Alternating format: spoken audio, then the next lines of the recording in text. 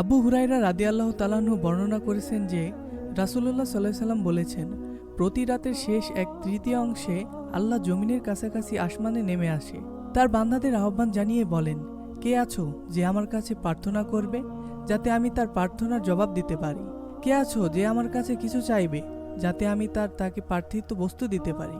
কে আছো যে আমার কাছে ক্ষমা চাইবে যাতে আমি তাকে ক্ষমা করতে পারি? আল্লাহ যেখানে নিজ বান্দার কাছে প্রার্থনা ও ক্ষমার আহ্বান জানান, সেখানে বান্দার প্রার্থনা ও ক্ষমার আবেদন পূর্ণ হওয়ার সম্ভাবনা সর্বোচ্চ। এই সময় আল্লাহকে সন্তুষ্টি করার একটি অন্যতম মাধ্যম হলো তাহাজ্জুদের নামাজ। মধ্যরাতে যখন লোকেরা গভীর ঘুমে আচ্ছন্ন, পুণ্যার্থী তখন ঘুম থেকে জেগে ইবাদত বন্দেগী করেন।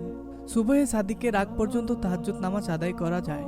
সুবহে সাদিক হয়ে গেলে এ নামাজ আর পড়া যায় না। তবে এশার নামাজের পর এবং বিতরের আগে তাহাজ্জুদ নামাজ আদায় করা যায়, কিন্তু রাতের শেষ অংশ তাহাজ্জুদ নামাজ পড়লে তাতে সওয়াব বেশি। আল্লাহ আমাদের সবাইকে সঠিক বুঝ দান করুক। ইসলামিক আলোচনা শুনলেও সওয়াব হয়, তাই চ্যানেলটি সাবস্ক্রাইব করুন।